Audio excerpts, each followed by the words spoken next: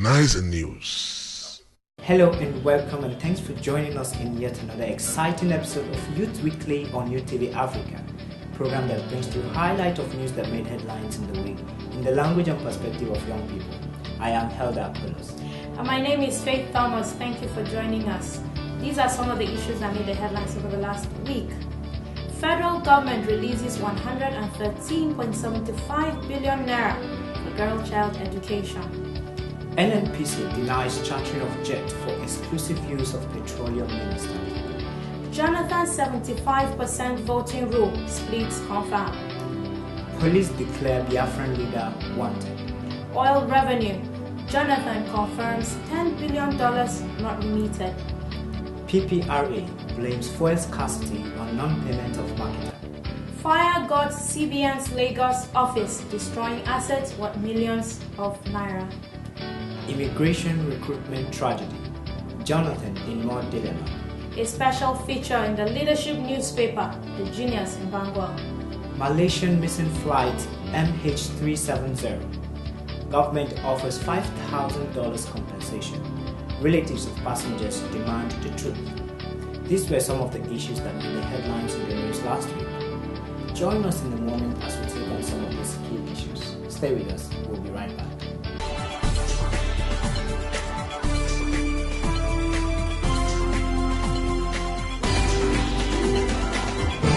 Youth Weekly, Utanize News. We are part of the solution. We bring you youth perspective on issues. Youth have a voice. Speak out the stories. Thanks for staying with us, and you're welcome back. This is the discussion segment still on Youth Weekly on UTV Africa. This is the segment where we get to take on some of the issues that made the headlines over the last week. And with me to do this is, of course, Helda. Now, Helda, I think that this week we have a very interesting lineup. What's not for you the most? Well, it's been on the air for a while now. It's a tragic, occurrence for especially young people. Yeah. The immigration recruitment tragedy. Yeah. I feel so bad about the situation, considering the level of negligence by the paramilitary apparatus in the way they handled the recruitment process. Sure. I feel they could have done much better to be able to safeguard the lives of those involved. When you hear about pregnant women, the thing just gets to me somehow that we actually kind of downplay on people's security to that level. Okay, when you say pregnant women, are you coming from the angle that pregnant women shouldn't be at the test, or where are you coming from? Not necessarily, but if that would be the case, are there measures at hand to be able to tackle special people in that kind of category?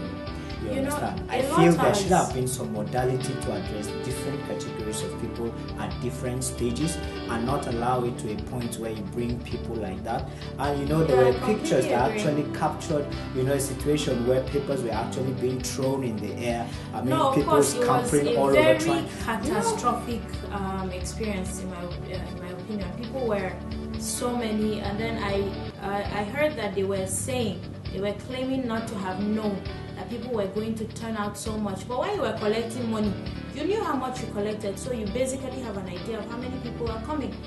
What bank test have you seen people write in a stadium? For you to write an exam in a stadium, it means that you have a certain number in mind. You have an expectation you're preparing for. Yes, they knew that there will be that kind of crowd. Okay. And you know that the Controller General has denied being responsible for this, because he's saying that they are trying to push the blame now to the people they contracted to administer the examination and do all of that. But I think that it is a leader's responsibility to know. To provide an oversight. It is your duty to know. Ignorance is never an excuse. It's not an excuse. So I think that they shouldn't have just given them the thing to go ahead and do. They should have asked them, what are the modalities on ground? How do you intend to? This is an exam that would have been done over a period of some certain days. You share the people into different groups. That would decongest the crowd and make it a more... Exactly. However, to touch on that pregnant women issues, I'd like to briefly say that remember that these applications were done months ago. Earlier.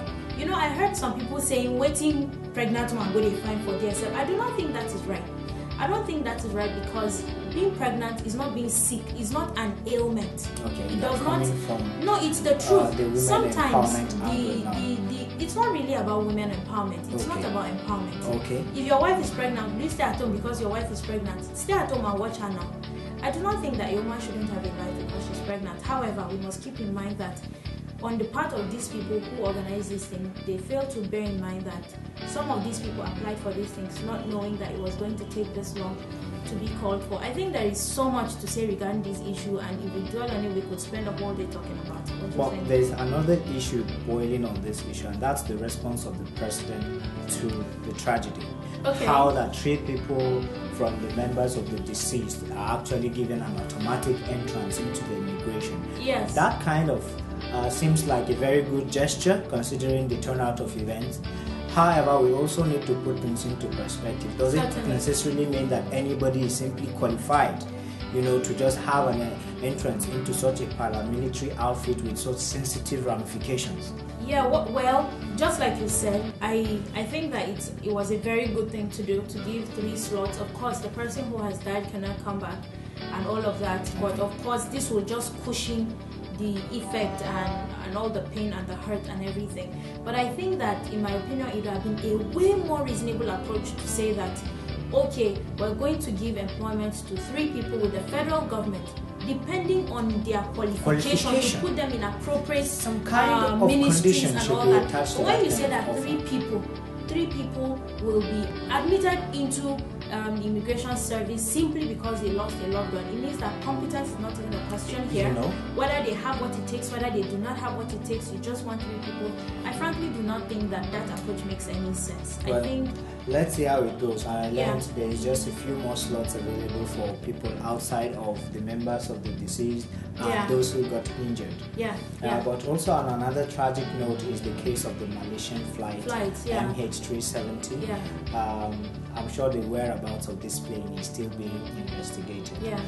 The passengers are relatives of the passengers are demanding an explanation. As is to be expected, Of course. Yeah. What is really funny for me is the offer of $5,000 by the government. I mean, it sounded a bit very out of place. What is $5,000? I frankly compared to feel the that it concerns? sounds very, very insulting.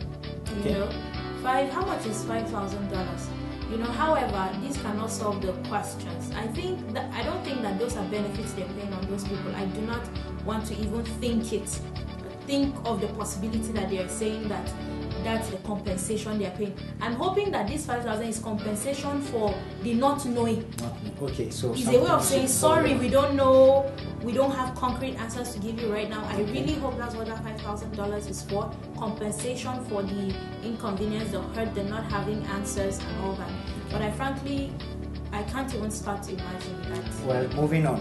an The entire- confab has started in earnest. Yeah, There's a yeah. little, false starts. And Yeah, all of that. Very interesting injunction by the president that Yeah. 75% voting rule Yeah. before there is a consensus. Yes. What's your take on that? Well, I think that that's a very high percentage, but I think that for issues as sensitive as the things they're discussing there, I kind of tend to agree with his opinion regarding this. But you know how that makes it difficult for an It agreement means that there to will be hardly reached. be consensus That regarding is the anything issue, at and all. there's a lot of sensitive issues for that matter to be discussed. What happened to the 2/3 majority that is very common in other parts of the world and even Yeah. in our constitution? Yeah. When you have just about 24.999, dissent to an Okay. issue, it still means that you cannot actually reach. Yeah. So the minority continue to dominate over the majority. You see now the deciding power actually goes to the minor. Yes, because once we say no, they can't do anything. That means and all no of agreement that. can be reached. But I don't think that it's a rule that will be imposed on them. But I think that it's a fair start, in my opinion. Well, Kutigi, Justice Idris Kutigi, is actually placing his hammer down until further notice. It was actually a heated debate, and there was no consensus reached. No, but of course, You know. I think that the issues they are discussing are so important that they shouldn't be in any hurry to get to a consensus, in my opinion. Where are they hurrying to? Some of them are actually having like a vacation there. You find the one Okay. sleeping and all I that saw kind of that thing. picture, I saw that picture and it's I was really funny. And I was concerned. asking myself, so yes, consensus should be 80% if that will keep them awake. Okay. If that will keep their eyes open to follow. Now this one sleeping may just shout yay or nay or something. You know, so over are they something he actually may not have delegating? actively contributed Actively, even passively, you are sleeping. to. He did not contribute in any way. He This is contributed by being present. sponsored by taxpayers. You know, but of course, that's just on a lighter note, you know. Okay. Yeah. Well, that's a good one. I'm hoping that at the end of this deliberation, something good will actually come forth, because there's a lot of investment going in that direction. You know, one thing that is making me, I'm finding very funny is we have another headline here, and it's something that I naturally should have looked at with more seriousness. I think even a few weeks ago when we looked at it, I came from a more serious point of view. Frankly, right now, it's starting to look like a huge joke in my opinion. Okay.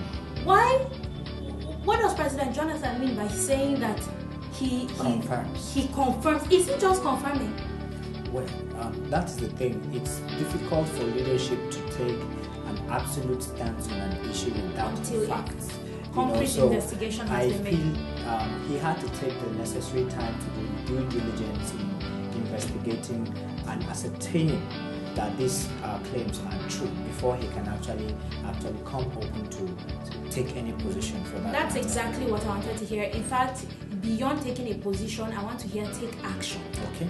Now that you have confirmed, before now we could say there are investigations going on, but now that you have confirmed that $10 billion has gone unremitted for, what are you doing about it? Right. I think that's what every Nigerian would be waiting to see right now. What are you doing about it? Actually, Yeah. there's news for the ladies. Yeah. Some amount of money is going into girl child education. I don't like some Attempt to amount keep of up money. I like to say 113.75 billion naira. I feel Sounds you're good with actually calling these big sums of money. You know, but it's very encouraging to see that government is paying as much attention to education. However, my fear here would be that I hope that this money actually translates. You know, it's just the usual And thing meet the where need this is not the that first it is time meant we're for. hearing about Such amount of money money. budgeted Yeah. for causes. Yes. Right. However, Yes. the challenge has always been, will it at the end of the day matter? Will Yes. it count at the end of the day Yes. for Yeah. what it is actually being allotted for? So let's just hope that at the end of the day, the MDG's goal for empowering women, and especially in the area of education, will actually be reached. This is a good I like news. that we point out here that it's not really women. In the long run, it's women. Yeah. The girl child. I think that when the girl child is put in the category of women, people start thinking of feminist, gender discrimination. I like for people to think of it as their daughter's girl child. She's a child. Exactly. She's not a feminist.